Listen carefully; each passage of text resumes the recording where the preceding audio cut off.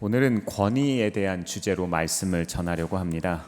이 권위의 사전적인 의미를 찾아보니까요, 남을 지휘하거나 통솔하여 따르게 하는 힘이라고 합니다. 또 일정 분야에서 사회적으로 인정을 받고 영향력을 끼칠 수 있는 위신을 가리켜서 권위라고 이야기를 합니다. 요즘에 뉴스에서 아주 큰 관심사가 되는 게 있습니다. 대통령 지지율인데요, 최악을 기록하고 있습니다. 그분이 무엇을 잘했는지 못했는지 저는 정확하게 언급하기는 어렵지만 어쨌든 그만큼 우리 사회에서 권위와 지도력, 이런 부분이 굉장히 밀접한 관계가 있다는 거예요. 또 역대 대통령의 지지율까지도 소환되고 있는데요, 우리나라의 근대사만 보아도 권위를 선용하는 지도자들도 있었고 권위를 부당하게 사용하는 지도자들도 있었습니다. 한 사람의 권위의 사용에 의해서 온 나라가 피바람이 불기도 하고 온 나라가 행복해하기도 했습니다. 권위라는 것들이요, 비단 정치에만 사용되는 것이 아닙니다. 학교의 교권이 떨어졌다, 노인들의 권위가 떨어졌다, 이런 얘기 많이 듣지요. 그리고 우리의 일상에서도 가정이나 회사, 그리고 학교에서도 우리는 권위에 대해서 쉽게 경험할 수 있습니다. 권위란 이 위임받은 한 사람의 선택에 의해서 많은 사람이 불행해지기도 하고 보다 나은 삶을 누리기도 하기 때문입니다. 이렇게 우리는 주변에 있는 다양한 권위와 권위자들에 의해서 영향을 받고 살아갑니다. 우리는 이렇게 관계적인 존재이기 때문에 그렇습니다. 우리는 그렇다면 우리 위에 있는 권위자들이 우리를 부당하게 대우할 때, 내가 원하는 방식이 아니라 부당하게 나를 대우할 때 어떻게 해야 될까요? 무조건 그 권위를 존중하고 따라야 할까요? 아니면 싸워야 할까요? 그동안 제가 순종이라는 주제에 대해서 자주 말씀을 드려왔습니다. 저는 다윗의 삶을 통해서 이 부분에 대한 통찰력을 얻고 여러분들과 말씀을 오랫동안 나누어 왔는데요, 다윗은 사울 왕이 죽기까지 부당한 권위 아래 있었습니다. 하지만 하나님께서 허락하신 그 권위를 존중하고 순종하였습니다. 다윗이 사울의 불의한 권위를 인정할 수 있었던 근본적인 이유는 사울이 선해서가 아니라 하나님이 선해서입니다. 사울이 무언가를 잘해서가 아니라 하나님이 신실하기 때문이었습니다. 다윗은 하나님을 신뢰했던 것입니다. 우리는 하나님의 말씀을 볼 때 구약과 신약 모든 곳에서 말씀을 찾아보아야 합니다. 구약 성서에서 다윗을 통해 말씀하셨다면 신약 성경에서는 어떻게 말씀하실까요? 오늘 우리가 읽은 본문을 우리가 이미 이야기하고 있죠. 베드로전서 2장 18절 같이 한번 읽어보겠습니다. 시작. 로 있는 여러분, 극히 두려운 마음으로 주인에게 복종하십시오. 선량하고 너그러운 주인에게만 아니라 까다로운 주인에게도 그리하십시오. 아멘. 네, 선하고 너그러운 지도자들은요, 사람을 성장시키고 발전시킵니다. 그 사람 옆에만 있어도 참 기분이 좋아요. 우리 사회에 매우 중요하고 도움되는 사람들입니다.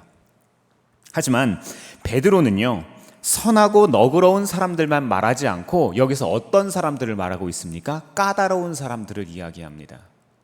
물론 예민한 사람들, 섬세한 사람들을 가리키는 말일 수도 있겠습니다만 여기에서는 좀 부정적으로 사용되었습니다. 오늘 본문 18절에 두려워함으로 라는 말에 베드로가 말한 순종의 비결이 들어있습니다.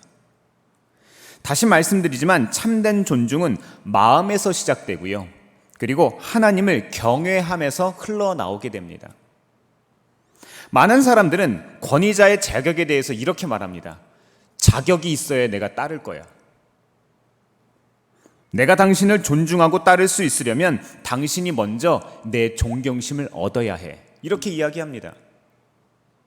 당신은 내가 인정할 만큼 준비되고 썩 괜찮은 사람이어야 해. 그렇지 않으면 나는 당신을 따르지 않을 거야.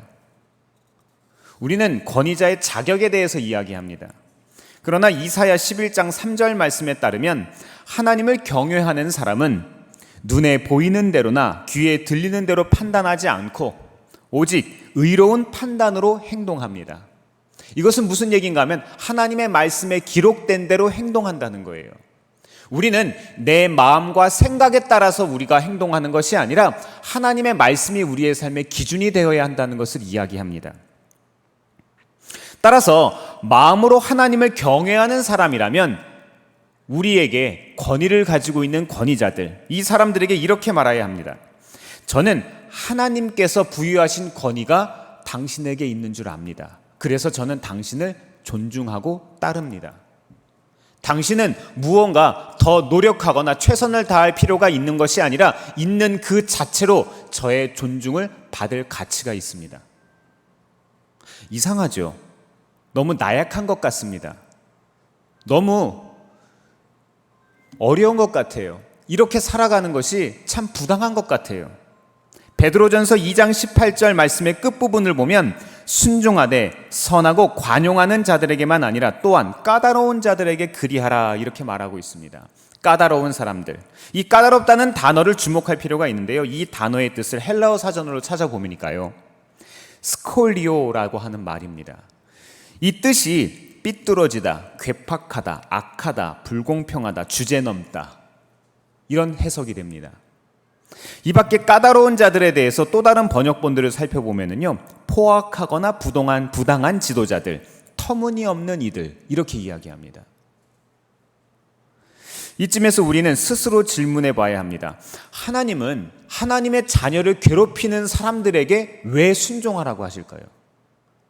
하나님의 자녀들에게 부당하게 대하는 사람들을 왜 따르라고 이야기를 하실까요? 왜 그럴까요? 하나님은 우리에게 제일 좋은 것을 주시는 분이십니까? 네, 그렇죠. 그런데 왜 그런 질문을 하실까요? 왜 그런 삶의 경험을 우리에게 하시게 할까요? 네, 그렇습니다. 하나님은요, 우주 최고의 아버지세요. 하나님은 그분의 사랑은 최고가 아니고 그분은 사랑 그 자체이십니다. 그렇다면 정리해 보겠습니다. 사랑 많으신 우리의 하늘 아버지께서 괴팍하고 삐뚤어지고 나에게 부당하게 대하고 있는 그 권위자들을 왜 허락하셨을까요? 왜 그럴까요? 왜 그런 명령을 하실까요? 대답은 바로 하나님의 자녀, 나의 유익을 위해서입니다. 이런 지도자들을 존중하면 세 가지 유익이 있습니다. 첫 번째로 부당한 대우를 받아도 순종하면 우리의 문제가 공의로 심판하시는 하나님의 손 안에 놓이게 됩니다. 내가 아니라 하나님의 손 안에 놓이게 된다. 우리가 정말 원하는 것 아닙니까? 나에게 부당하게 대우하는 그 사람 재판관에게 데리고 가는 것, 내가 제일 원하는 거 아닙니까? 베드로전서 2장 21절부터 23절까지 말씀을 함께 읽어보겠습니다. 시작. 바로 이것을 위하여 여러분은 부르심을 받았습니다. 그리스도께서는 여러분을 위하여 고난을 당하심으로써 여러분이 자기의 발자취를 따르게 하시려고 여러분에게 본을 남겨놓으셨습니다.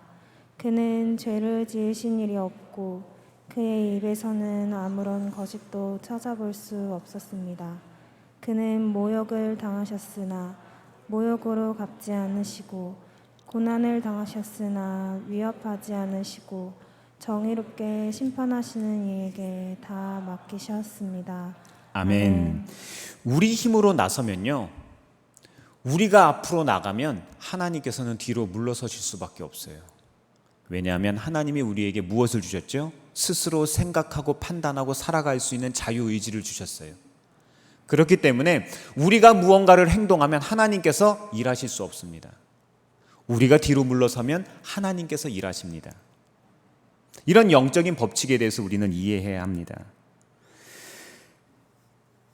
그렇게 되면 상대가 힘이 있는 권위자인 만큼 대개 우리가 손해를 보죠. 우리를 다스리거나 우리에게 영향력을 행사하고 있는 권위자들과 우리가 싸우면 대부분 우리가 손해를 봐요. 그런데 진정한 권위자이신 하나님께서 개입하시면 어떻게 됩니까? 권위의 힘의 세기에 따라 그 권위자가 결국엔 하나님에 의해서 심판받게 됩니다. 결국 또한 이런 상한 마음 때문에 삶이 불행해지기도 합니다.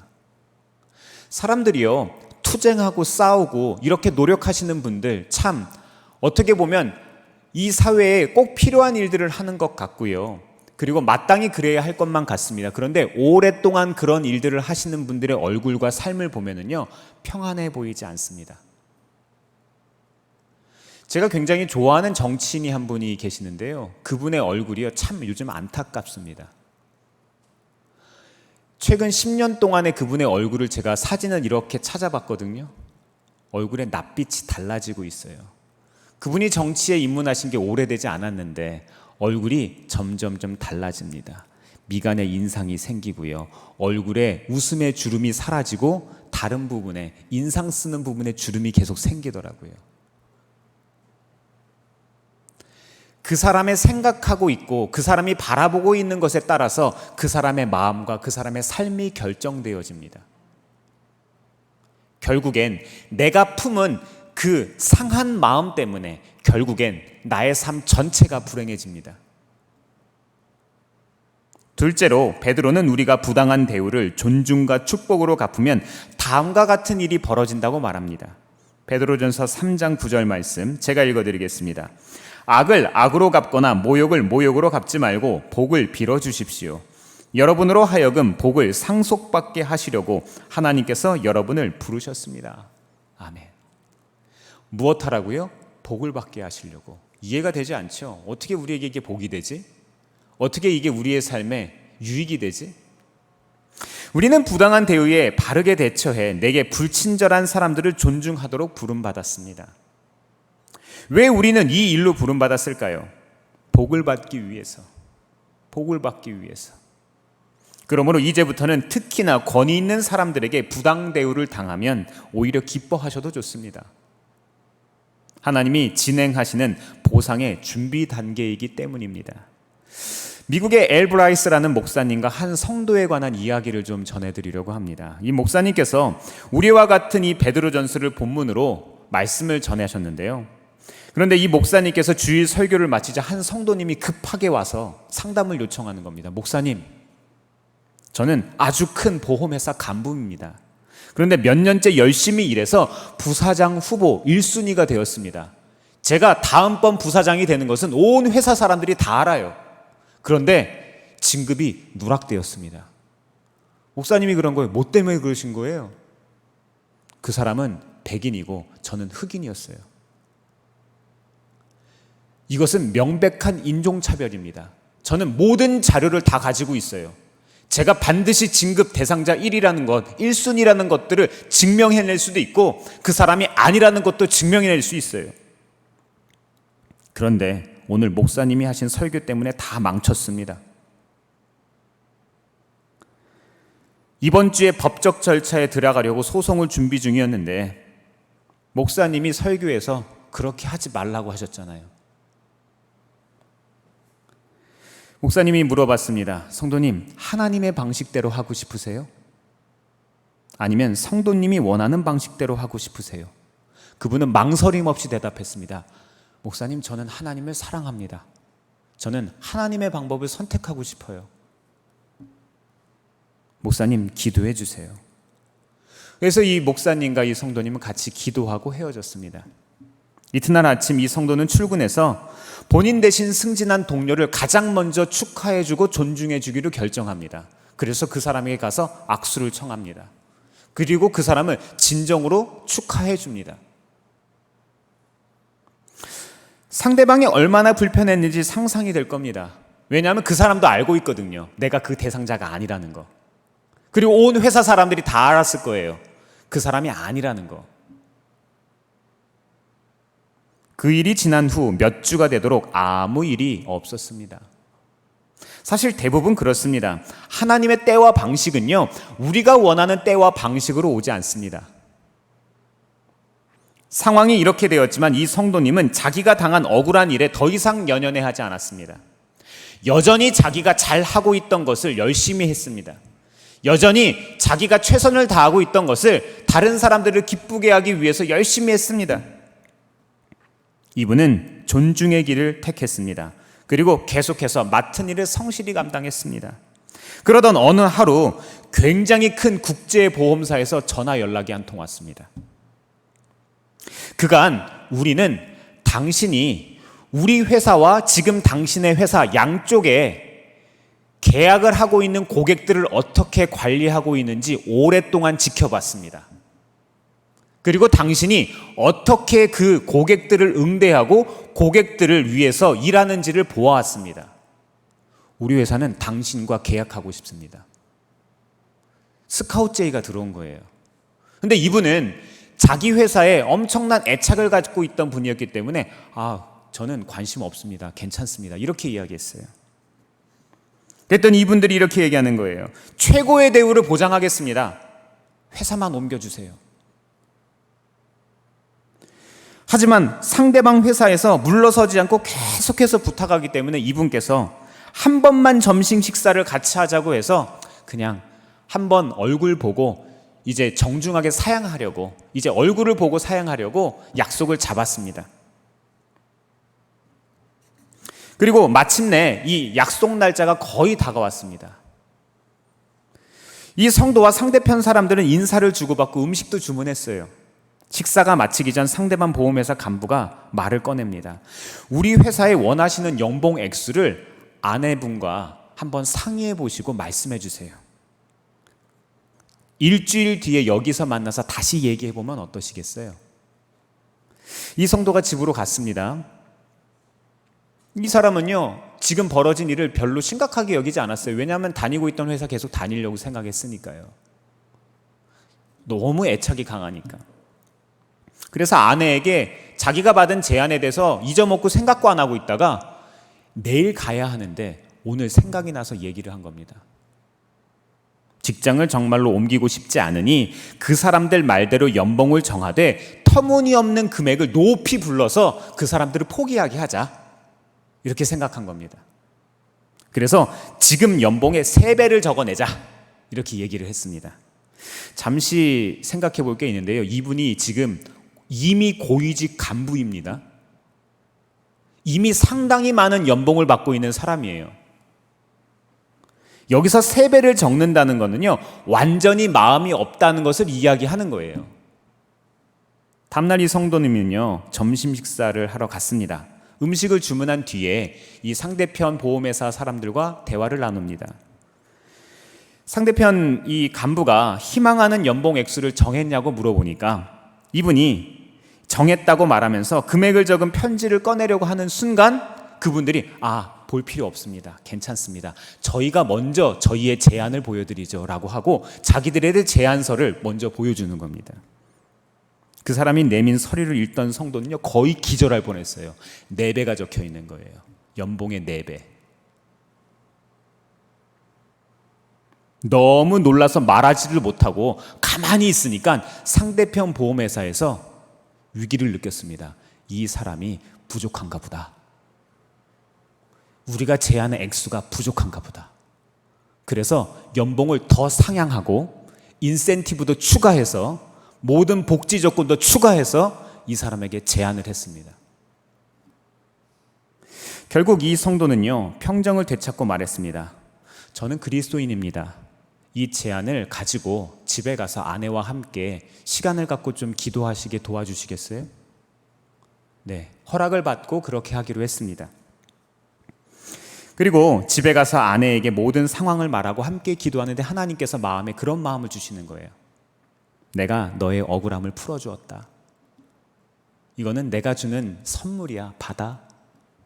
네, 이 성도님은 그렇게 성공적으로 이직을 하셨다는 그런 기쁜 이야기가 있어요. 사랑하는 성도 여러분, 우리들에게도 이런 간증들이 있기를 바랍니다. 악을 악으로 갚지 말고 악을 선으로 갚을 때 이런 일들이 일어납니다. 우리는 이 사건에서 무엇을 배울 수 있습니까? 이 성도는요, 자기를 변호하고 복수에 나설 수 있었어요. 소송을 할 수도 있었을 거예요. 경멸과 부당 대우를 당했고 소송을 걸었다면 이겼을 거예요. 하지만 만약 그렇게 했다면 이 사람을 위해서 예비된 축복을 받을 수는 없었습니다. 부당한 대우를 당했을 때 이 사람은 권위에 있는 사람들을 존중하는 길을 택했습니다. 복수하지 않고 하나님의 손에 이 사건을 맡겼고 하나님께서 이 사건을 해결하셨습니다. 까다로운 권위에 복종하라고 하신 세 번째 이유는요, 우리가 직접 억울함을 풀지 않고 하나님을 의지할 때 우리 안에 경건한 성품이 이루어지기 때문입니다. 베드로는 계속해서 이렇게 말합니다. 베드로전서 4장 1절 말씀 한 목소리로 읽어보겠습니다. 시작. 그리스도께서는 육신으로 고난을 받으셨습니다. 여러분도 같은 마음으로 무장하십시오.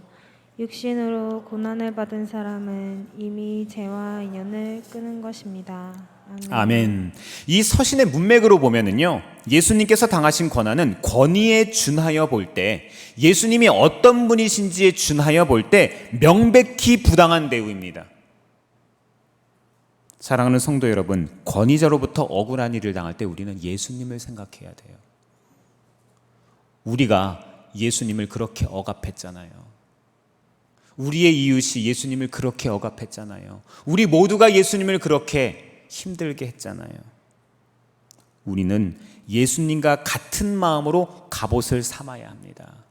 말씀을 입어야 합니다. 우리는 권위가 부당하게 대할 때에도 권위를 존중하도록 부름받았습니다. 베드로는 우리가 존중하면 죄를 그치게 된다고 말합니다. 영적 성숙의 자리에 이른다는 뜻입니다. 바울도요, 이런 말로 그 사실을 확증합니다. 말씀을 제가 읽어드리겠습니다. 로마서 5장입니다. 그뿐만 아니라 우리는 환난을 자랑합니다. 우리가 알기로 환난은 인내력을 낳고 인내력은 단련된 인격을 낳고 단련된 인격을 희망을 낳는 줄을 알고 있었기 때문입니다. 아멘. 제가 언젠가 오랜만에, 정말 오랜만에 친구를 만났어요. 대학을 졸업한 이후에 처음 만났을 거예요. 그랬더니 그 친구가 저에게 이렇게 이야기하는 거예요. 오해하지 말고 들어주세요. 너 많이 변했다. 너 많이 변했다. 이전에 참 좋은 친구였는데 지금은 더 괜찮은 친구다. 이런 이야기를 하더라고요. 네, 참 감사합니다. 네, 우리는요, 고난을 당할수록, 우리는 어려움을 경험할수록 우리의 성품은 그리스도 안에서 훌륭하게 자라가게 되어 있습니다. 우리 안에 속사람이 견고히 서면 존중받을 만하게 행동하지 않는 사람도 존중할 수 있습니다. 우리나라 속담에 그런 말이 있죠. 곳간에서 인신난다. 네, 우리가 예수님의 사랑으로 가득 차 있으니까, 우리의 마음이 예수님의 성품으로 가득 차 있으니까, 우리의 자존감이 예수님으로 함께하니까 우리는 그렇게 할 수 있다는 거예요. 우리가 가지지 못했을 땐 우리가 누군가를 섬기거나 누구에게 너그럽게 행동할 수 없죠. 우리에게 정말 기쁜 일이 있을 때 한번 생각해 보세요. 나에게 자그마한 불편함 가져다 준 사람 그냥 용서하고 이해하고 지나가잖아요. 제가 좋아하는 한 집사님 부부가 있어요. 그 집사님 부부께서 이런 이야기를 교사회의 때 하신 내용들이 제가 기억에 남습니다. 이전 교회에 있던 일인데요. 이 여자 집사님께서 교육공무원이셔서 서울로 출근을 하시는데 출근길에 예쁘게 차려입고 출근을 차를 몰고 가는데 옆에서 어떤 차가 갑자기 확 끼어들더래요. 정말 목숨의 위협을 느낄 만큼 끼어들어서 너무 화가 나서 쫓아가서 창문을 내리고 쏘아붙이려고 하는데 창문을 내린 옆에 차 아저씨가 아가씨 미안해요 하더래요. 그래서 이 집사님이 네 그러면서 그냥 갔대요. 아가씨라는 말 한마디에 그렇게 기분이 좋았다고 교사회의에 와서 얼마나 이야기를 하시던지 온 교사들과 학생들이 너무 기뻤었어요. 네, 맞습니다. 그 작은 말 한마디에도요 우리의 마음이 기뻐지잖아요. 기쁨으로 가득 찬 그 순간 방금 전에 있었던 목숨의 위협조차도 우리는 아무 일이 없었던 것처럼 그냥 지나갈 수 있는 거예요. 하물며 하나님의 사랑이 우리 안에 있는데, 예수님의 그 그리스도의 사랑이 우리 안에 있는데 우리가 어찌하겠습니까? 더불어 더 깊이 하나님을 경외함으로 우리는 행할 때 그것은 더 큰 보상을 가져다 줍니다. 하나님은 우리에게 권위에 대한 무조건적인 존중을 말씀하시지만 권위에 무조건 순종하라고 가르치진 않습니다. 존중과 순종은 조금 다릅니다. 히브리서 13장 17절 말씀 한 목소리로 읽어보겠습니다. 시작. 여러분의 지도자들의 말을 고지 듣고 그들에게 복종하십시오. 그들은 여러분의 영혼을 지키는 사람들이요 이 일을 장차 하나님께 보고드릴 사람들입니다. 그러므로 여러분은 그들이 기쁜 마음으로 이 일을 하게 하고 탄식하면서 하지 않게 해 주십시오. 그들이 탄식하면서 일하는 것은 여러분에게 유익이 되지 못합니다. 아멘. 아멘. 이 말씀처럼 우리의 권위, 우리의 위에 있는 권위자들에게 순종하고 따르시기를 주의 이름으로 축원합니다. 순종이 행동의 문제라면 존중은 권위를 향한 태도의 문제입니다. 말씀은 우리가 그들에게 순종하는 것이 우리의 영혼을 지키는 것이라고 말합니다. 윗사람들을 존중하지 않으면 그들이 아니라 하나님의 보상을 잃게 됩니다. 앞서 말씀드렸다시피 성경은 권위에 존중해야 한다고 가르치지만 무조건 순종하라고 가르치지는 않습니다.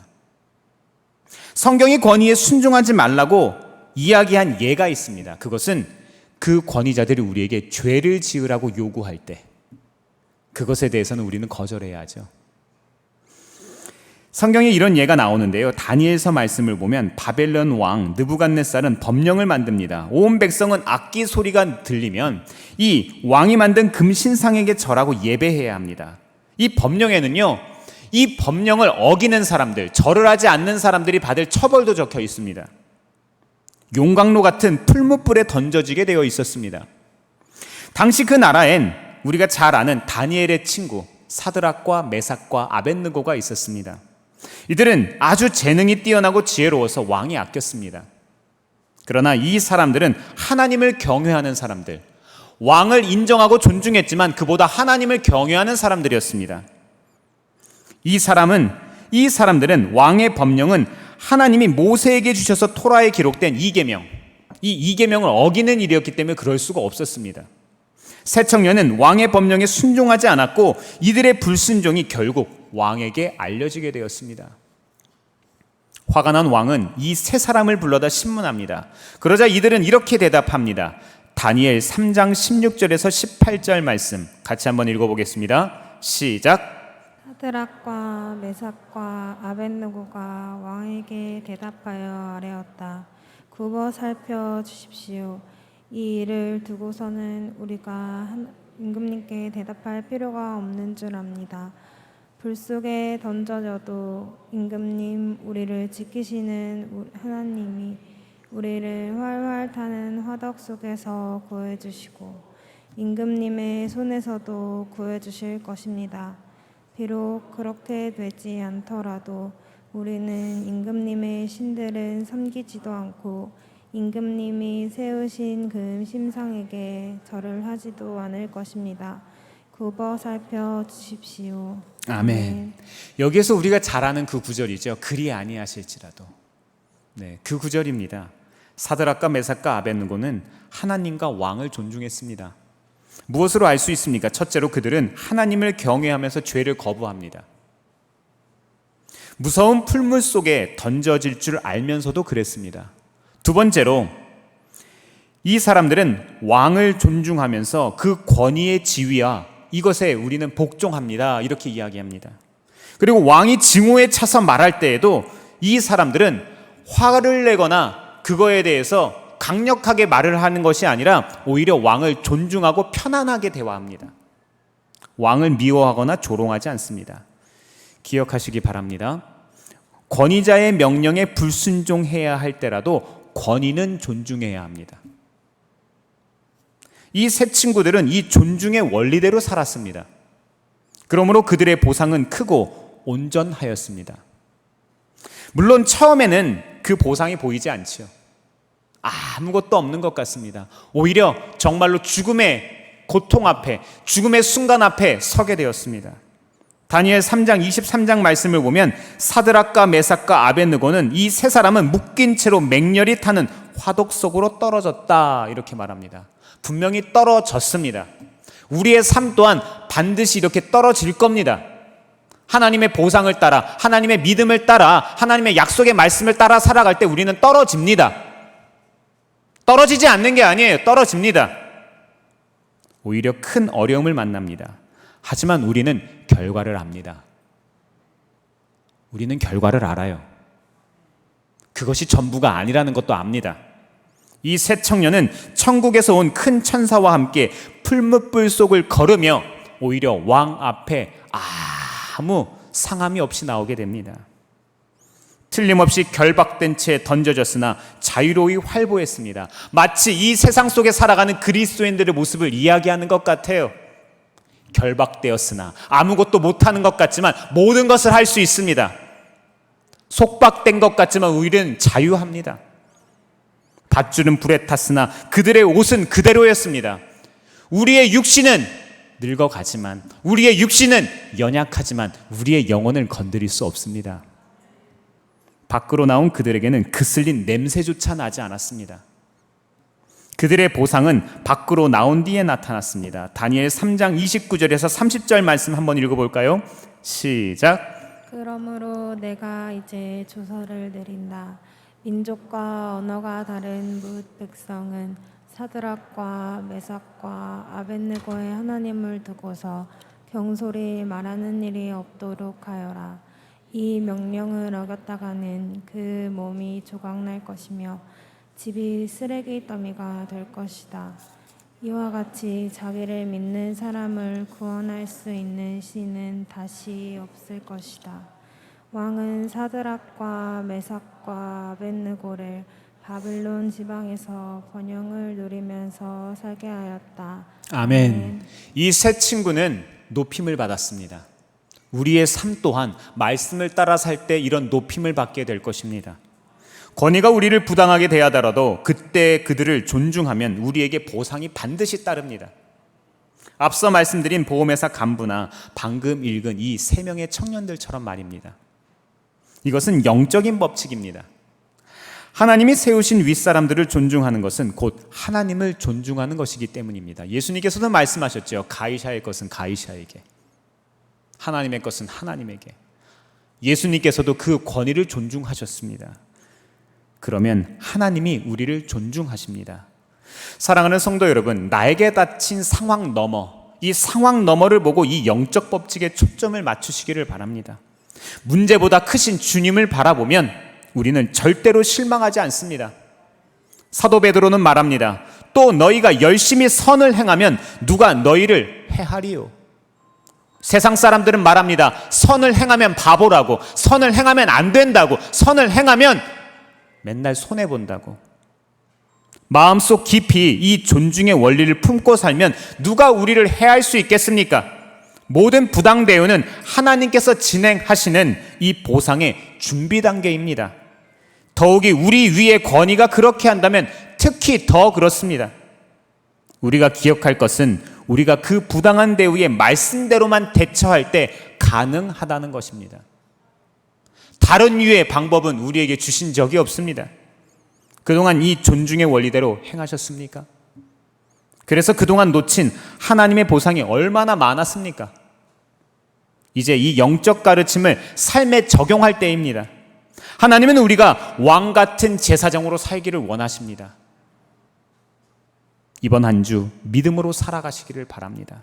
상황이 아니요, 믿음의 주여 온전케 하시는 예수님만, 주님만 바라보시는 이번 한 주가 되시기를 주의 이름으로 축원합니다. 기도하겠습니다.